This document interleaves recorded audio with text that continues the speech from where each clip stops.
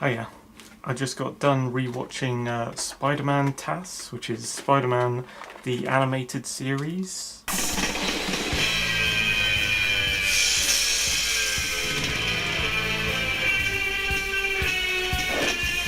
Which originally aired when I was a kid in the 90s. I think it came out in 1994. It's a brilliant show. I suggest you all go out and buy this and watch it. It is to me like the best adaptation of Spider-Man that there's ever been from Marvel. The animation you might find a bit kind of clunky because obviously it was made in the 90s. A lot of this stuff was quite new back then. For instance, there are a handful of CGI shots matted through it, which are like the earliest CGI you can imagine.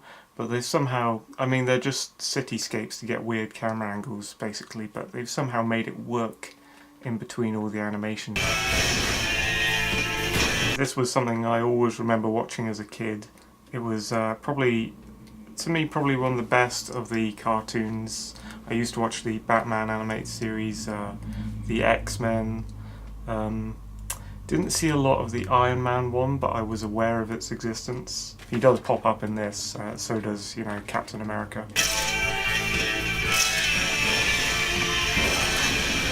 This is quite a good catch-all Marvel cartoon series because they do try to cram in a lot of the different Marvel characters from the different Marvel franchises and things.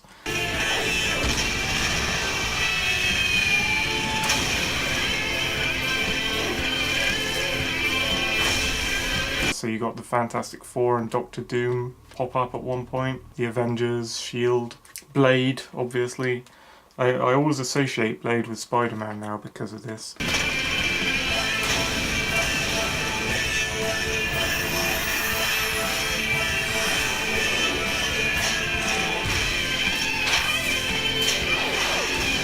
He's not the same as you may remember him from cool films such as Blade 2, which I also have. When he started out in this, I mean, he's got these ugly goggles and things, and he talks with a ridiculous voice, but it's cool that he appears in Spider-Man.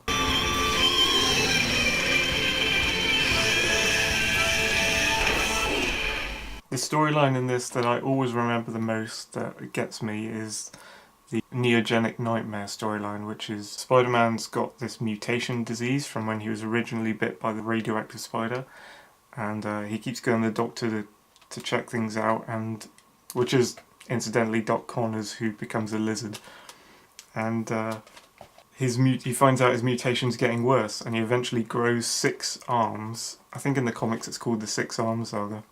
Since he's a spider, it should be 8 arms, but he's got legs, so I suppose that counts as the extra arms.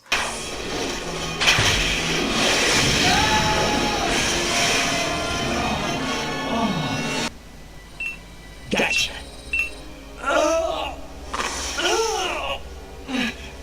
Can't let it end like this. He grows these 6 arms and eventually he slowly mutates into Man Spider.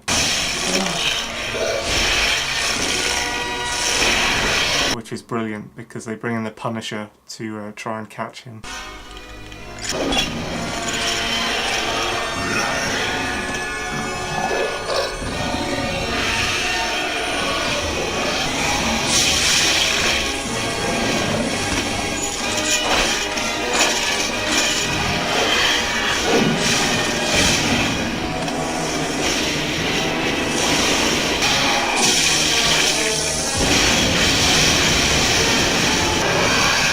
That storyline plays alongside the Michael Morbius storyline, which is this other guy who's been mutated with neogenics while a bat got into his lab, so he becomes this kind of vampire bat human creature. Somebody call an ambulance! This guy looks really sick! Now I know what this hunger is. Like the vampire bat whose genes I have inherited. I hunger for plasma. I took it through my hands. I could feel it coursing through his skin right into my fingers. And as repulsive as it was, I must have more. He also eventually mutates into this giant bat monster. There's like several other superheroes who get mutated in that way. The most horrifying of which is the Landon creature. When Spider-Man meets up with the X-Men for the first time during this guy called Landon accidentally gets mutated and he turns into this really kind of horrifying looking like half slug, half dinosaur creature. And it's kind of, if you did it in film it would just be amazing because it seems so kind of sick and strange. And he just mutates into this weird beige lizard slug and goes rampaging around town and growing ever bigger. And the X-Men have to try and find a way to stop him. Send for Midtown, Hank. If we don't do something, it's gonna drain the entire city's power. The police are unable to stop it.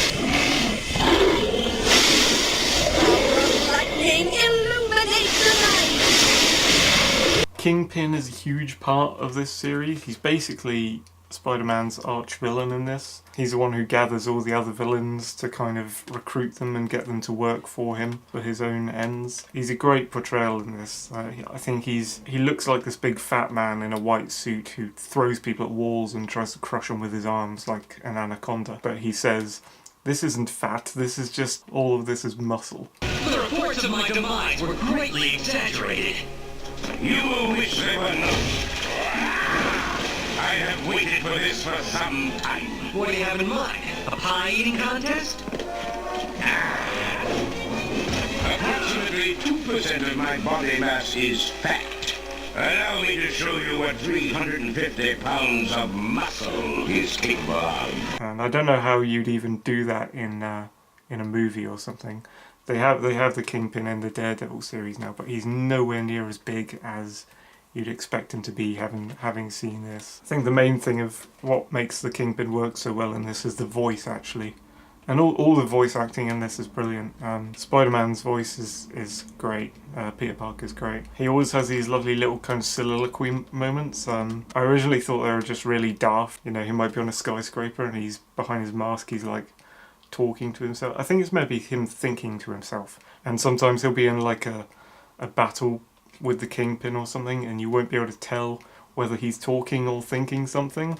He's like, "I must stop the Kingpin, but I'm not sure I'll be able to do it. Hey Kingpin, I'm gonna stop you. I'm gonna stop you and I'm gonna definitely be able to do it. Oh, if I don't get to him in time, he'll press that button. The gig's over. We're all doomed."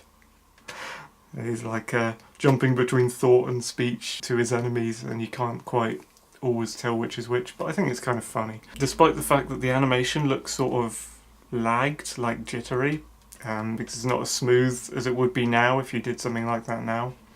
It's still really incredibly done animation, like it's because everything's cell shaded, like individual frames are drawn like there would be in an old Disney film. So there's a lot of care put into each frame. It's mainly I'm enamoured by the poses and things because I'm always trying to get into figure drawing and can never quite get body parts right, especially like limbs and when you turn your hand in different positions it looks completely different, and the length changes when you bring a limb near the camera or away from the camera with perspective and things. And they've really done a great job through most of this of trying to make poses and body positions look really cool and move in a really cool way. The sound effects are pretty fun too. They do have these kind of fake punching sound effects and swooping sound effects. I say fake because you'd never hear that sort of thing in real life.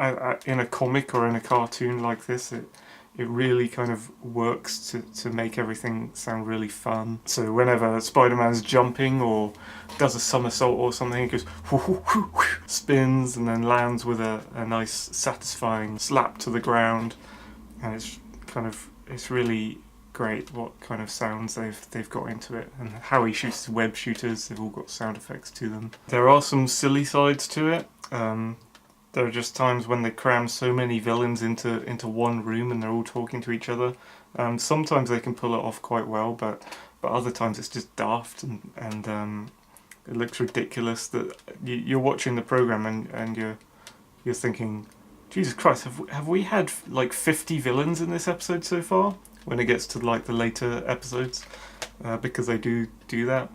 And some of the story plots will just be like really stupid, normally involving like they're trying to get a serum from a lab and get out with it, and then the serum gets stolen again by someone else, and then they have to go to a different place to get it. Sometimes you're in a new place and there's no good reason for why the superheroes would have gone to this new place other than to further the plot and give a better backdrop to a new confrontation. At one point Spider-Man goes to Russia, and all the villains kind of follow him to Russia for no apparent reason, and they're having this fight in this, it looks like some sort of apartment block in Moscow, and then they get up to the roof and come out, and then one of the guys says, "We're in Chernobyl! Oh my god!"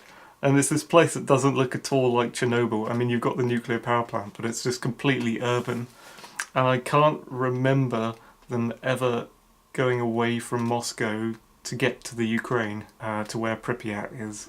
It's just like hilarious sense of geography like that. If I was a New Yorker and I knew what Queens looked like, I'd probably be able to point out some ridiculous things about the geography that they've done there as well. The music is pretty brilliant in this, and they get so much use out of using the same tracks over and over again. So like every 2 episodes you'll hear the same like 2 or 3 tracks just played at the perfect moment for what's happening context wise in the script, and it's great. And certain characters have certain themes. I'm not too keen on the Kingpin's theme tune thing because I think it's just a really short piece, but whenever like Morbius, the living vampire, appears on the screen, it's like da, da, da, da, da, da, da, da, da.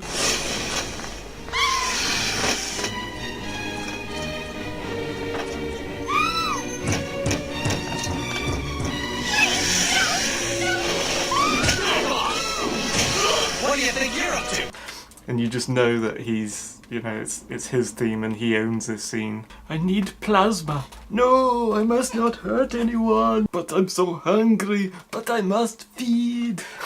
Yeah, that's hilarious. Anyway, this is a great series. I suggest you all go out and grab it and watch it through. It's the best Spider-Man adaptation you can get for a moving version of Spider-Man that's not the comics. It's better than the Marvel films at the moment, at least I think. And if you can see past, obviously, the old style of animation. Really great animation, really great voice acting, especially for people like the Black Cat and the Kingpin. And even the bits that weren't pulled off really well are still hilarious to watch. And in that kind of so bad it's good kind of a way. Charming way. That's Spider-Man TeknoAXE, the 1994 series. Get it, watch it, it's great. This isn't an advert, I actually like it. I only ever advertise things I actually like. So this isn't an advert, this is me saying good stuff.